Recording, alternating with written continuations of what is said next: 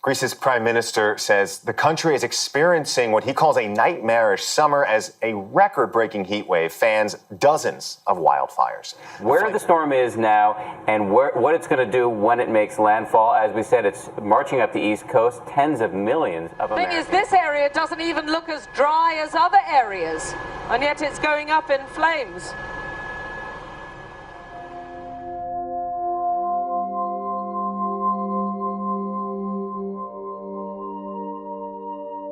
The stories that people tell us around the bushfires, the wildfires that we have, the one thing that keeps coming back is the sound. They say when the fire comes, it's like a freight train coming. It is so loud.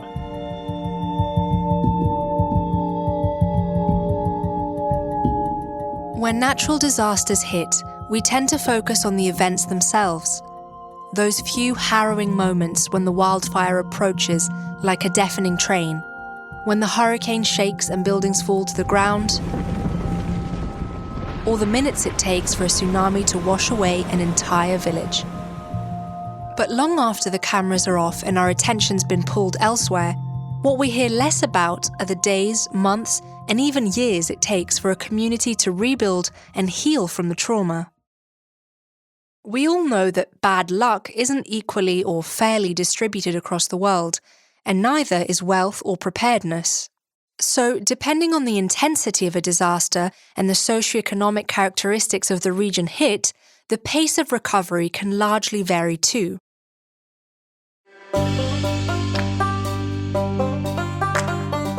The rate of natural disasters has increased fivefold in the past 50 years. But thankfully, there are examples where city planners, policymakers, and scientists around the world have started to look for solutions beyond the tragic and costly cycle of destruction and construction. On this episode of Common Ground, we'll be taking a closer look at the many faces of natural disasters around the world, speaking to some of the people on the front lines of the effort to rebuild from these tragic events. From mayors to investigative reporters, scientists, and public policy experts, we explore the latest innovations making our cities more resilient. Stay with us. This is a podcast by Toposophy. For more than a decade, Toposophy has been inspiring and informing its clients on how to transform places, whether they're neighborhoods, cities, regions, or whole countries.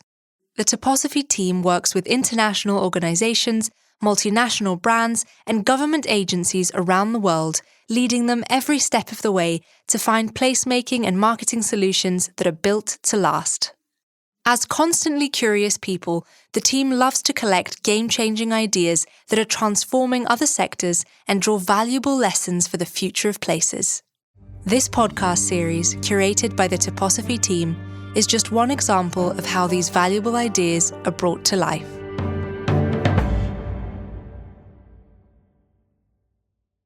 The summer of 2005 was like any other summer. People all over the city of New Orleans were doing what they do. Working, going to church, sitting on porches. Kids were out of school and having fun. My name is Vann Newkirk, and I'm a senior editor at The Atlantic and also host of the podcast Floodlines, which is a story about Hurricane Katrina and its aftermath. Before we go on, let me just say right off that if you haven't listened to Floodlines, you absolutely should. It's a brilliant podcast and piece of investigative reporting that I binge-listened when it first came out in 2020. It'll make you reassess just how natural or unnatural the devastation caused by Hurricane Katrina in New Orleans really was, and what it was like for those who really lived through it on the ground. So what I like to call things like Hurricane Katrina they are meteorological events. Those are things that obviously are bad for us. But where it becomes what we call an unnatural disaster is when these events come into contact with human systems. So in the case of a Hurricane Katrina, you have a really big event coming to a place that does not have the proper infrastructure in place, where access to certain goods and certain safety is highly stratified by income and race, where the city itself and the surrounding landscape are naturally at risk for certain problems like flooding, and where you don't have the political will or the money to really take care of everyone who is at risk. Vann thinks that all those factors together end up amplifying and creating a dynamic of their own, even after the hurricane itself is long gone. When the dust settles, you look and the people who are affected the most are the same people who are affected the most every day just by the regular grind of injustice.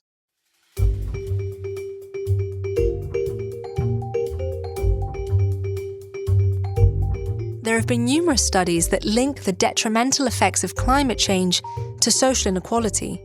It's the country's most vulnerable communities that are often disproportionately affected. Leanne Williams was 14 when Katrina hit. She was living in the housing projects. I remember my science teacher, Mr. Smith, telling us to track the storm. So I only was able to track it that Thursday and Friday because I didn't go to school after that. We had to get prepared for Katrina. A lot of her family lived in the neighborhood of Treme, which is a historically Black neighborhood in the heart of New Orleans. And she was very steeped in what we consider to be, Black New Orleans culture. She was displaced by the flood and ended up going across the country. She stayed out of New Orleans for a very long time and came back and basically found out that the city wasn't hers in the same way anymore. She ended up not being able to live in the same place where she lived before. She was pushed to the outskirts of the city while people were busy developing and renewing the places where she used to live. Before Katrina, she was an honor student and on her way to be the first person in her family to graduate from high school and go to college. And because of just how effectively the disaster, not just Katrina, but the disaster of how the city was improperly and unjustly rebuilt, she was not able to pursue that dream. Leanne is one of the main characters in Floodlines, but her story of displacement and disruption reflects the many lives that were torn apart. And it's a warning call for all of us. The most shocking thing I think the team learned as we reported on Hurricane Katrina was the fact that there had been so little done after it became clear that this thing had affected Black neighborhoods, that it had moved so many Black folks out, that it had moved so many poor folks out. There was nothing done, really, to rectify the underlying weaknesses in the years after. There is a total disconnect between how the government and most Americans view what a disaster is and how to deal with it, and how disasters actually take shape in the lives of the people who are hurt most. So you kept hearing this refrain after Katrina. You hear it now with the pandemic, where people say this is the great equalizer. It's something that comes and hits everybody, regardless of who you are. It's an act of God. But really, when you sit and look at the ruins, the devastation, when you have a bit of perspective after the fact, it's clear that the people who are affected by disaster are the same people who are likely to go hungry today in peacetime, in regular times in American society. The same people who are not going to have access to good schools, who are going to have lead in their pipes, who have housing instability. It's those people who are going to suffer the brunt of just about any, even if we say it's random, disaster event. And it's not just economic differences that can make people more or less vulnerable when disaster strikes. It's the strength of community ties within those places and the presence or absence of what Vann calls anchor institutions. The places that I saw were the most resilient. Yes, they were the places that had, obviously, the most money. But also there were places where you had strong community bonds. Places where if your house was washed away, you maybe had a neighbor who you knew, who maybe even was related to you or who took care of your kids, who you could stay with, who could anchor you. There were more anchor institutions there that could take care of people when they were down and out. So they had more churches, they had more hospitals, just things and people to lean on. There were places that already had a good amount of city municipal, state services. I think the way you prepare for future Katrinas and future disasters and anything that's going to disrupt normal life and future pandemics is to take a look at where society is weak on sunny days, in nice times, in peace times. And then you will see exactly all the fault lines where things will start to collapse.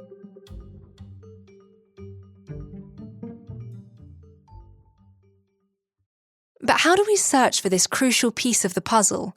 How easy is it to identify those fault lines and take preventative measures?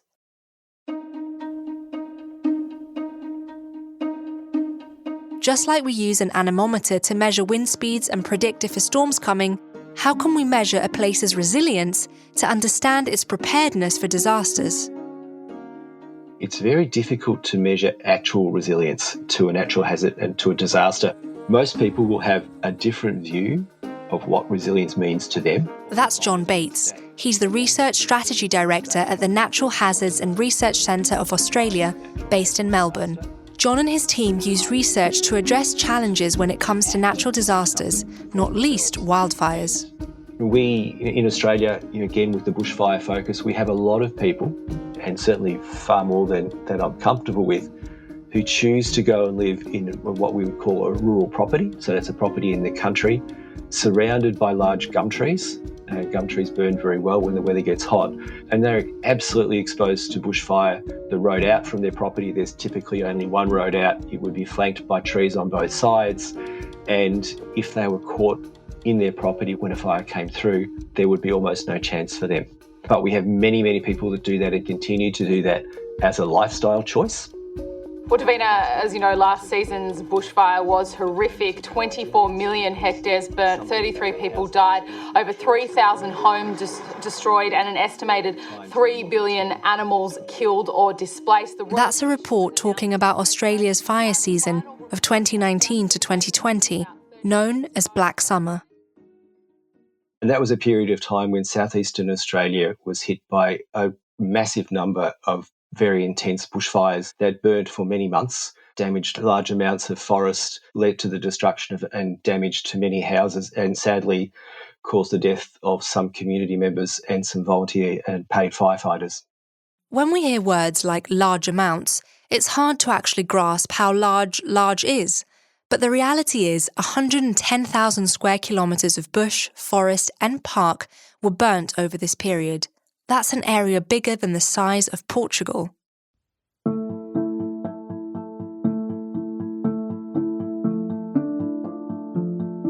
Now, Australia is fairly well schooled in the prevention and response of disasters like these, but the Black Summer fires were larger, more ferocious, and lasted longer than usual.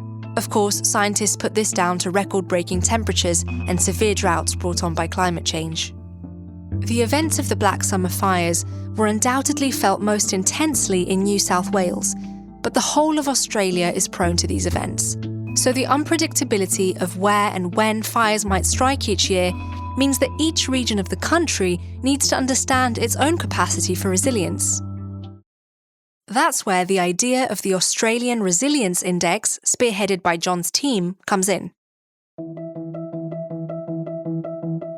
With the Black Summer fires, we were asked when that finished to really try and understand from a research perspective, what could we learn? The Resilience Index is a roadmap of sorts. It measures the capacity for different communities to prepare, absorb shock and recover, finding vulnerabilities and working on them to avoid the sort of unnatural disasters Vann was talking about earlier. The team's research looks at scientific data to help predict how future fires will spread, as well as other factors like the psychology of individuals and communities, essentially assessing human response and behaviour. How do we share information? What are the calls to action that make people actually respond to things? And generally what we find is that the longer it has been since they or someone they know has been affected by a natural hazard disaster, the harder it is to get them to act, to do something for themselves. I think fundamentally the basis for resilience is put in place well before a natural hazard comes through and causes a disaster. So you've got some of those physical things you can do about making sure that the place that you live, the place that you work, the places that you go are not being managed in such a way that they are creating risk in their own right. But until we know where these hazards come, and we don't know how people are going to respond. It's a lot about the strength of the community coming together. It's a really challenging research space and something that we're not going to shy away from. But I think the work we did with the Resilience Index is a really good starting point. Where we want to try and take that work now is to understand what it would take to change the resilience of a region. And across Australia.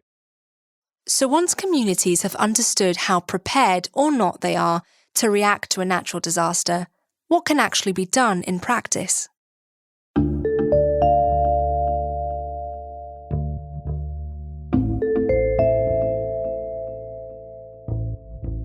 We're heading to New York to take a closer look at how one project has been using creativity to build resilience in areas that most need it today, rather than waiting for the next crisis to strike.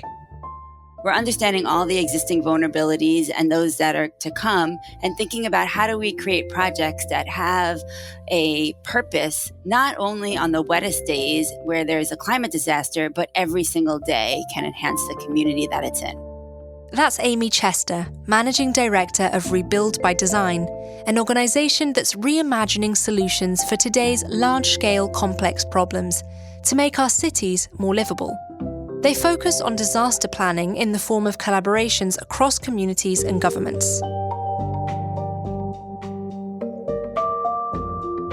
Since its conception, Rebuild by Design has worked with several cities and towns across the states and around the globe. But its story starts close to Amy's home in New York City in the aftermath of Hurricane Sandy, which hit the Caribbean before reaching the east coast of the US back in 2012. Hurricane Sandy crashing on shore, winds now at 90 miles per hour, and this storm is so big, so vast, 60 million Americans. I was in Brooklyn, where I live. I was in my apartment. I was glued to the TV. One of my best friends from high school, she ended up losing her house. Her neighbor's home slid off the foundation, slid into her house with her husband and her husband's friend inside, and her house slid away. They ended up being fine. They had a few broken ribs. However, it was really devastating.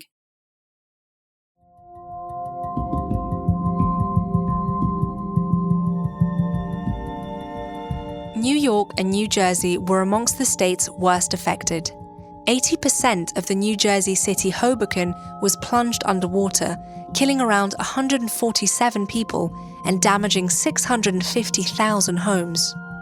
Yeah, I mean, even talking about it now, I get the chills. It was a real hard moment for New York and a big transformation moment, the same way that 9/11 was. New York City was not the same afterwards, and it was not the same those weeks after Hurricane Sandy.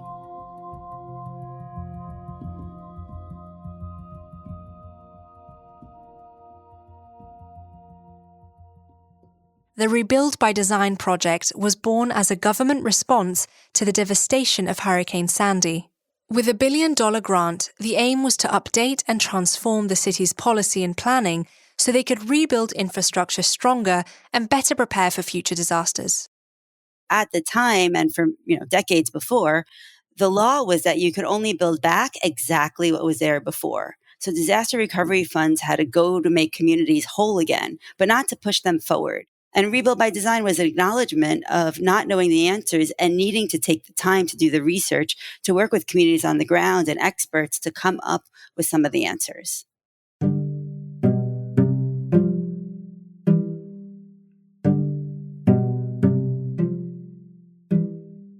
Teams of architects and engineers, landscapers and designers from around the world were invited to take part in a competition.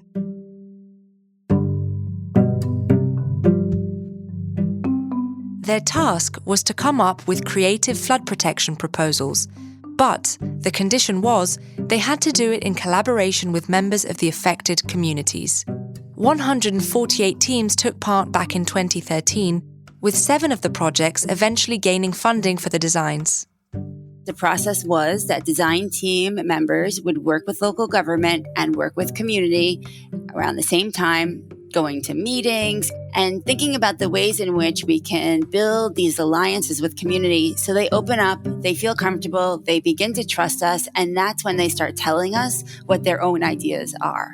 And then being in the middle and taking their ideas to the government, where normally communities and government, unfortunately, don't really work together that well. But having the design teams be the creative people in between, they start to almost kind of negotiate through design. One of their most ambitious projects, and the most expensive one to implement, was the Big U, a 10-mile-long integrated flood protection system that doubles up as a community space that would redesign and improve East River Park. It's a 57-acre park. It's huge, and it's very flat today. And during Hurricane Sandy, the storm surge came in right over East River Park, right over the highway, and completely flooded the public housing buildings and the tens of thousands of low-income residents that lived adjacent to it. So the first phase is lifting that park, 57 acres, 8 to 10 feet. So the park itself creates the barrier. Workshops were conducted with over 1,000 residents during a 5-year period. This inclusive rebuilding, listening to and helping the most vulnerable in the area first, is something that the Global Faculty of Disaster Risk Reduction points out can reduce disaster loss by 27%. It also creates new entryways to the park, making it way more accessible. And what's great about that is that when you have more accessibility to parks, people use them. And when people use them, cardiovascular disease goes down, asthma rates goes down, and people are generally happier. But things aren't always straightforward when it comes to a massive urbanism overhaul. New government officials are elected, priorities shift, and plans end up changing. This specific project has become very controversial because Rebuild by Design created an expectation of intense community involvement. The mayor's office and the city government worked with the community to implement a vision for this park. However, after 4.5 years, the mayor's office then changed it, and it went from being a park where just at the backside would be lifted to a park where the entire park would be completely lifted. The change of plans meant that the whole park, rather than just part of it, would be shut down, temporarily making green space unavailable to the nearby community.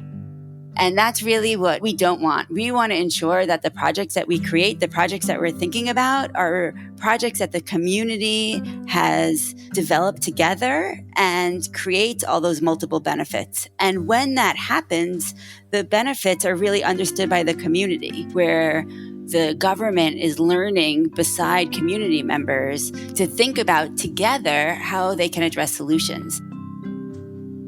It's been a long time coming for the Big U.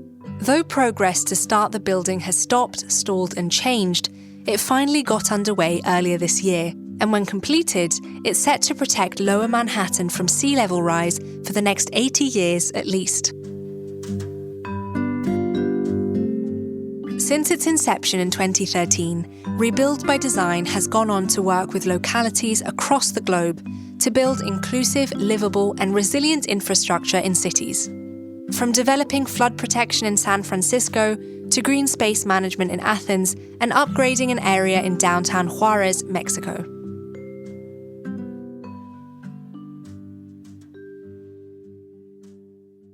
It's clear that collaboration with the community is at the heart of Rebuild by Design's success. But what if the community was even more hands-on, implementing and following through with their ideas themselves? On the other side of the states, one mayor is experimenting with just that. Huge thanks to the San Jose Conservation Corps and the very innovative Resilience Corps.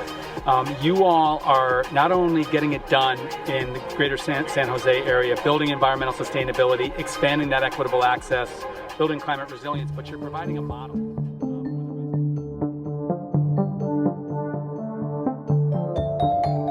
We've got hundreds of young women and men out supporting our city, critically involved in confronting climate change. That's Sam Liccardo, mayor of San Jose. Here's some context. San Jose is a city in Northern California, nicknamed the capital of Silicon Valley. As you can imagine, there are plenty of tech businesses headquartered here: Apple, Adobe, PayPal, Cisco, and Zoom.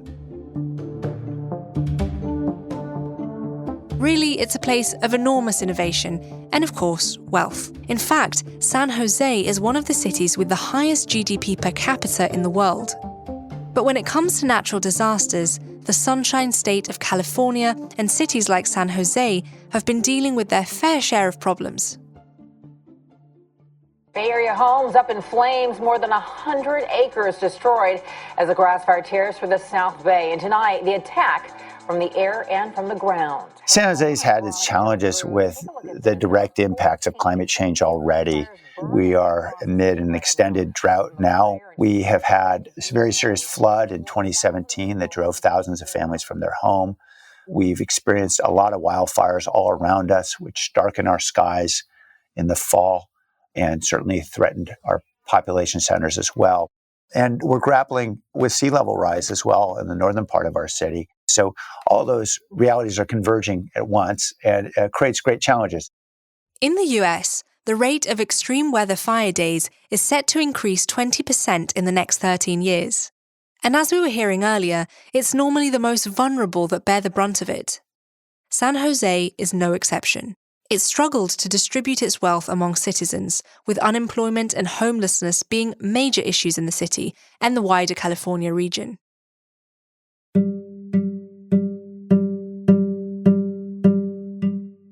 But there seems to be an idea gaining momentum that might just tackle both unemployment and climate change at once: a Climate Corps program. Climate Corps was an initiative launched by Governor Gavin Newsom really to help us get folks to work, particularly our young people, our young adults who have so much energy and so much talent to give to their communities. The program offers placements to young disadvantaged people in infrastructure, land management, and environmental projects that directly help with the state's resilience efforts.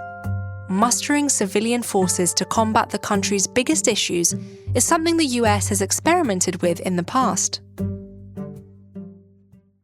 It was the dawn of the New Deal. Roosevelt's revolution was underway. Now let me tell you what we have done. First, we are giving opportunity of employment to 250,000 of the unemployed to go into forestry and flood prevention work.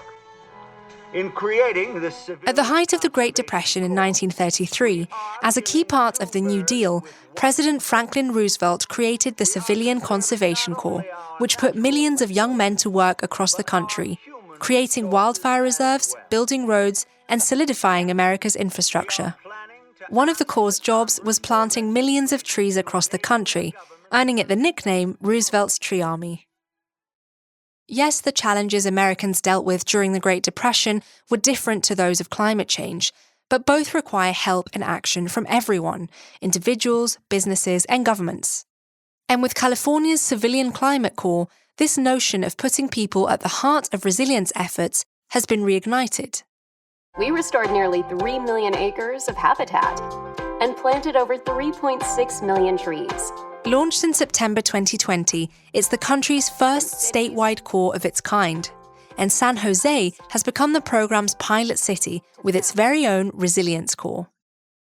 These are young adults overwhelmingly living in some of our lower income neighborhoods. We really wanted to try to get to those young women and men first and provide them great opportunities. People can choose to be part of a program for as little as a month to a year. It's a hands-on-deck kind of affair, with members helping plant urban trees to cool cities, clearing land that's susceptible to forest fires, and even carrying out energy assessments at homes. Members of the Corps receive a living wage and health insurance, with priority given to San Jose residents living in high-poverty areas. We're replacing lawns with drought-tolerant landscape in many parks and other areas. There's a lot of the kinds of heavy lifting that just needs to be done to ensure that we will be ready for what's coming with climate change. To build resilience in our cities, we talk a lot about the infrastructure, whether it's seawalls or transit, whatever else we need to work on. But the most important infrastructure is the human infrastructure. It seems as though this model of the civilian corps might just take off on a national scale, with President Joe Biden announcing in the spring of 2021 that the federal government plans to invest $10 billion in a national civilian climate corps. And although 1 year on plans are stalled, the idea is still widely supported.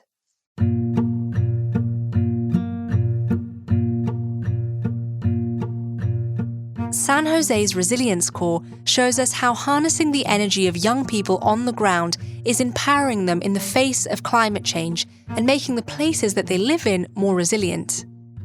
The overarching focus is ensuring that people know and feel that they are empowered to be able to do something about it. Climate change is so daunting.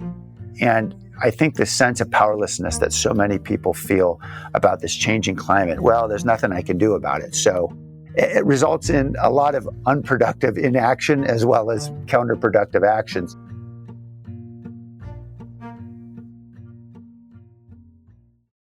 But of course, that's only one side of the coin.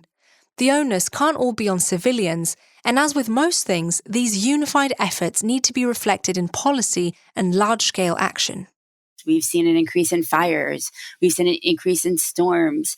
So people understand that. That's Amy Chester again. However, governments aren't set up to respond to this problem because governments are set up in ways that kind of prioritize short-term impact. These projects take a really long time to figure out. They're extremely complicated. Amy remembers the trap of short-term thinking when Rebuild by Design was helping with a project in the Bay Area of California. So we worked with the communities in California, in the Bay Area, to plan for sea level rise in the future. And it was very interesting because we begun this process in the middle of a drought. And we were talking to lots of different stakeholders before we launched and trying to get them to understand how impactful sea level rise is going to be. And, you know, they're thinking about other things at the same time. They were thinking about affordable housing and transportation issues and homelessness. However, all of a sudden it started raining in San Francisco and people couldn't get to work because highways were flooded, and people started to understand how they are vulnerable to this future with sea level rise. The need for governments to break out of these silos and restrictive patterns and look at climate change and its effects more holistically is one of the most urgent issues. John Bates agrees. The research and the political conversation around Australia is starting to identify mitigation as an important investment. One of the remaining challenge for me in that space is political will. We work in relatively short electoral cycles of 3 to 4 years, and mitigation in reality is a many decade long process. It is really hard to get people to understand something that they don't comprehend. If I look at bushfire, it's often really hard to say where the next fire is going to be. And I could invest a lot of money in mitigation in a particular area, and it may not be impacted by a bushfire for 20 years. You know, going forward, is there going to be money to invest in mitigation? How do we make that more important than healthcare systems? How do we make that as important or more important than road infrastructure? Like Amy, John wants more of a long-term fiscal plan when it comes to disaster mitigation, and in the long run, it makes financial sense. The US National Institute of Building Sciences predicts that every $1 invested in disaster mitigation has the potential to save $6 in future recovery. If there's one message in all of this, when we look at the challenges of natural hazards and the disasters that they cause, we can't look at them in isolation. We need to understand what change is happening with people, what's happening with the landscape, the living landscape, what's happening with the built environment and where they go. As we've seen, if we want our cities and towns to go forward and make the places we live in safer and more resilient, it's essential that the concept of resilience itself is brought into everyday policy and discussion. So businesses, governments, and communities alike should have it as a priority, just as they do food security, healthcare, education, and housing. But what's Toposophy's take on all this?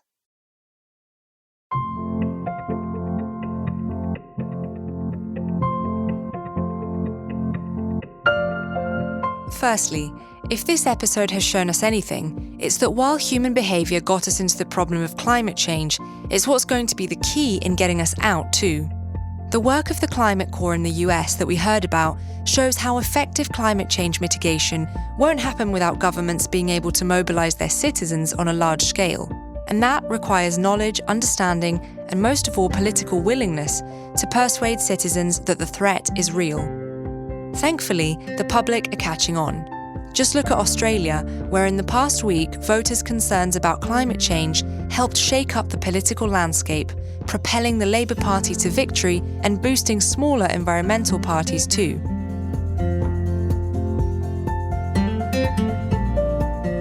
Secondly, citizen mobilisation has to start from the ground up. As we've said before on Common Ground, it's essential to listen to locals who know their area well and ultimately are the people who are most affected. The way Rebuild by Design goes about its projects is a great case of how a design process can work collaboratively this way.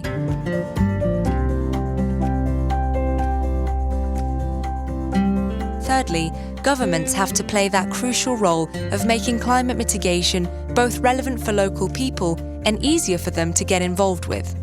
After all, we can't expect citizens to understand the intricacies of hydrology, wind patterns, or exactly what'll happen when a large storm breaks out off-season, as we saw in northern Germany, Belgium, and the Netherlands in the summer of 2021. That's why it's for government agencies to break down engineering works and climate mitigation actions into small, manageable tasks that can be carried out by the local community to protect their own area. Next, when it comes to things like tourism, it goes without saying that the industry depends on the perception of safety to attract visitors. Destinations that have suffered from natural disasters have learned all too painfully what can happen if they fail to prepare or when their recovery takes a long time. Toposophy has been helping to accelerate the process of recovery in Evia, Greece, where the team has brought together a wildfire recovery plan. It drew on best practice examples from around the world to help a region scarred by wildfires from 2021 get back on its feet and ensure that visitor spending will help towards the region's long-term recovery.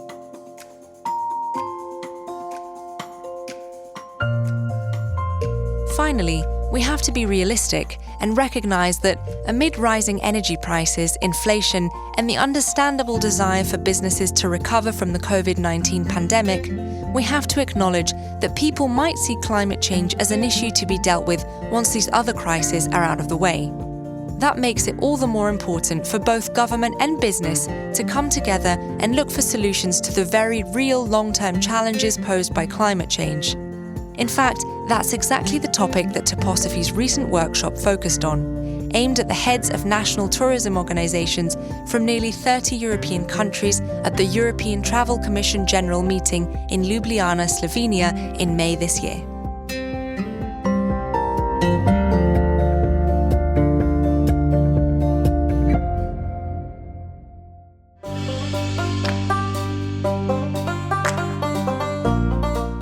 What is it that we need to protect in each community? It might be slightly different for them, but what are those things that if we keep them, that community is likely to stick together and just feel like it's still a community? And what are the things that if we lose them are going to be catastrophic for that community? Despite all the very deep political divisions we encounter within our country in the United States, the one thing that I think unites us is a common belief or faith in the value of service. I think reigniting this passion for service is going to be the pathway for us to rediscovering our character and our optimism. That's what always gives me hope. It's the people. It's the people who build the systems they need when the systems that exist don't work. And that happened after Katrina. It's happening now in New Orleans. It's happening now in the South of America. It's happening now in the middle of the pandemic. And that's what drives me to report. It's what drives me to do what I do.